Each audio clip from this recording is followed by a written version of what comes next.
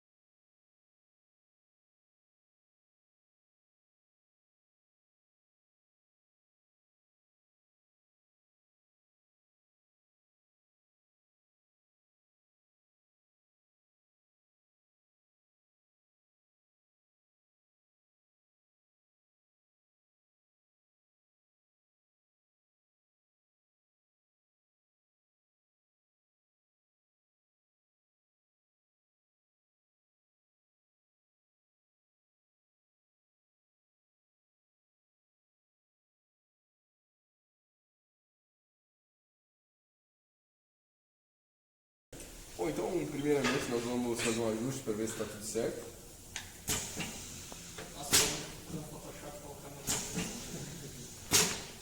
Agora, realizar efetivamente a solda.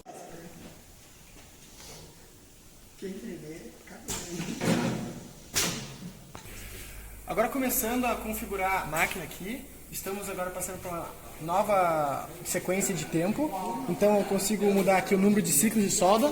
Atualmente está configurado em 15, a gente vai aumentar esse valor para 25 para a obtenção dos outros gráficos. E para ajustar a potência, a gente consegue também aqui por esse mesmo visor, ajustar de 50, que estava a potência antiga, vamos colocar para 15.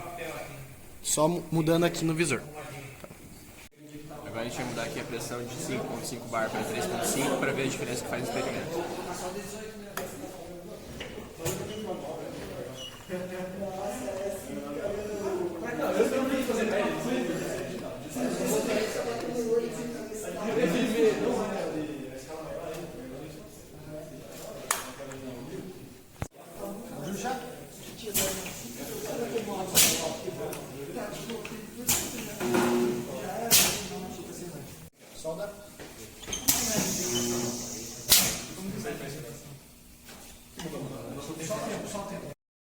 Aqui é possível comparar o resultado dos experimentos.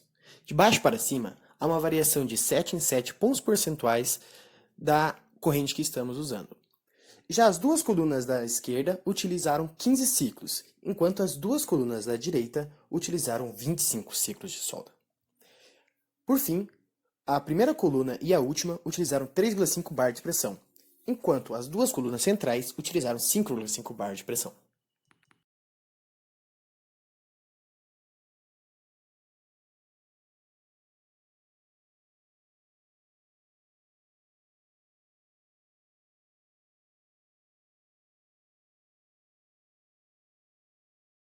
Agora nós vamos realizar um teste para ver se a solda que a gente fez está realmente segurando o ponto. A gente vai prender na morsa e fazer uma conformação. 8,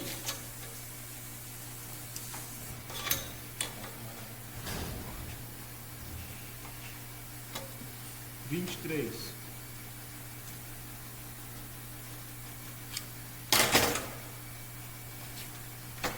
Fazer a conformação inicial, que a gente pode prender pelo mesmo lugar que a gente dobrou. Agora mede os diâmetros dos pontos. Depois que ele separar, né? Oi? Depois que ele cortar. Pega um já. Cara, não tem como medir. Pega no olho, pega no olho. O olho. No olho eu compro aqui.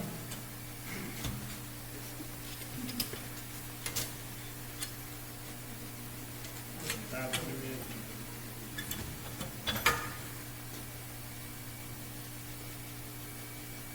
Vamos esperar sair um grande daqui pra você. Porque. Mas tem um grande já. Vocês já foi. Como você pode ver, essa é uma das soldas com uma das maiores potências, então com uma dificuldade para tirar o pano, o que não foi evidenciado nos que estavam com uma potência menor. Agora está saindo. O diâmetro mínimo é 4,2. Não, 4,3. Saiu a chapa. Do 4.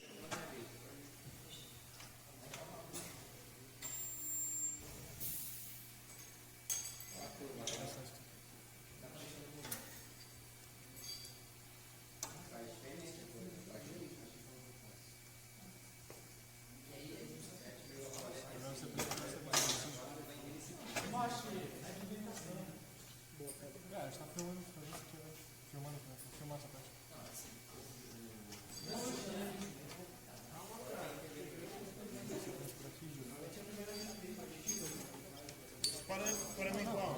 Não, o senhor jogou para frente. Paramos no 9 ou vamos fazer o 9? Encontrar tudo.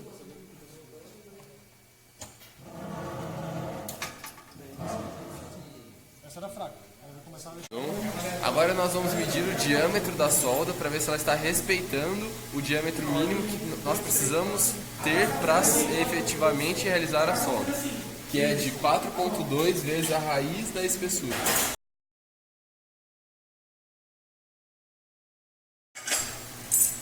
Ó. Não deu muito ortadinho, né? 468. Nestes gráficos, é possível visualizar a zona de solda ideal, que está compreendida entre as duas linhas amarelas, que é maior que o diâmetro mínimo e menor do que uma indentação de até 25% da espessura da chapa.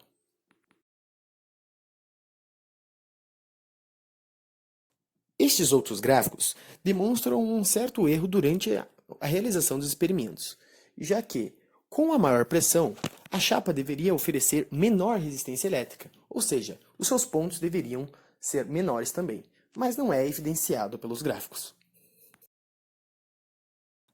Agora, na segunda parte do vídeo, iremos analisar a solda da carroceria de um carro chamado Volkswagen Lupo.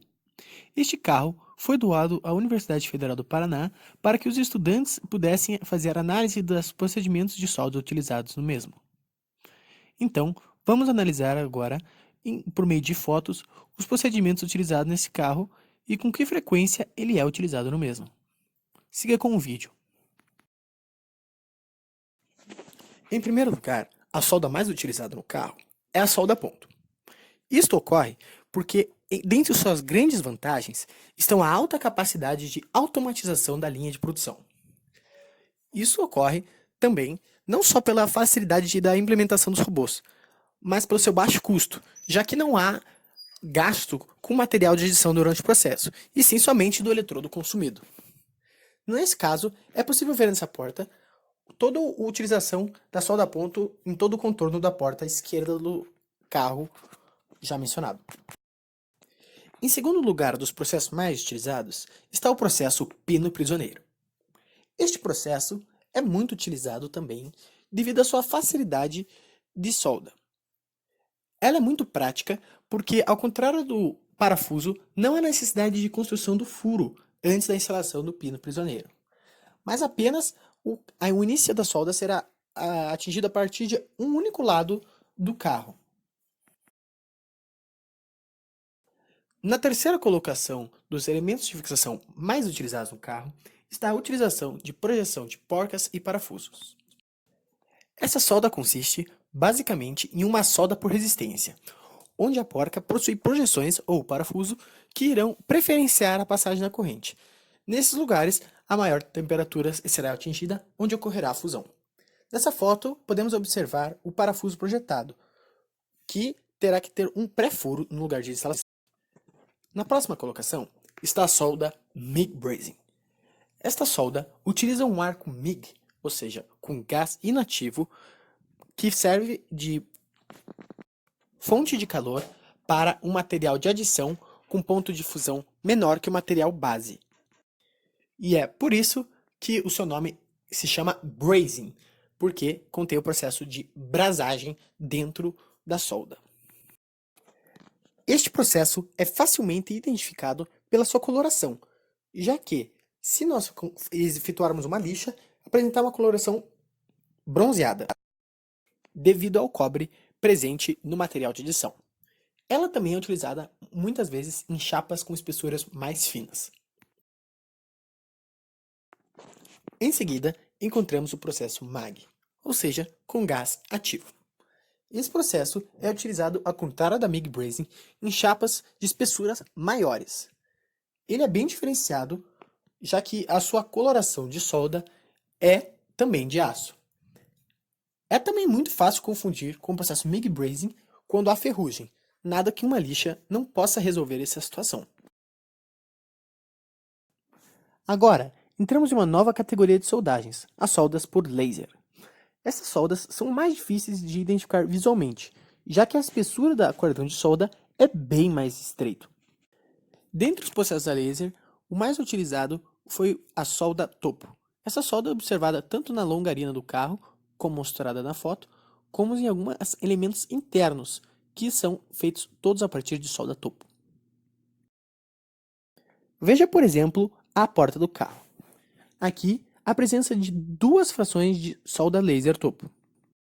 Essa solda é vantajosa pois consegue soldar chapas de espessuras diferentes para fins diferentes na estrutura do carro.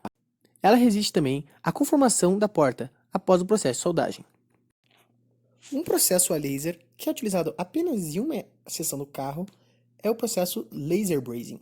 Ele é utilizado durante toda a seção de junção do teto do carro com o resto da carroceria. O acabamento é muito bom, o que dispensa a utilização de um plástico para cobrir a solda. O último processo a laser é o laser topo. Ele é utilizado em algumas pequenas seções do carro, que incluem a lateral da porta e o contorno do para-brisa, onde há muita utilização de solda ponto. A solda laser topo apenas complementa a solda ponto nesses casos. Por fim, há a utilização de alguns processos que não são solda, mas que também são métodos de fixações dentro do carro, como nesse caso a grafagem, que ao dobrar uma chapa por cima da outra, dá um ótimo acabamento às portas, por exemplo, como observado na foto. Outro processo que não é solda, mas que envolve fixação no carro, é a colagem. Esses processos muitas vezes são utilizados para arranjar as posições de cada peça no carro para aí sim efetuar a solda. Outros dois processos que valem a pena ser mencionados, mas que não há foto no carro, é o processo clinching e rebitagem. O processo na imagem é clinching, que diferentemente do rebite, não deixa peças, mas apenas a deformação plástica une os materiais. Já no rebite, deixa um material que fixa as duas peças.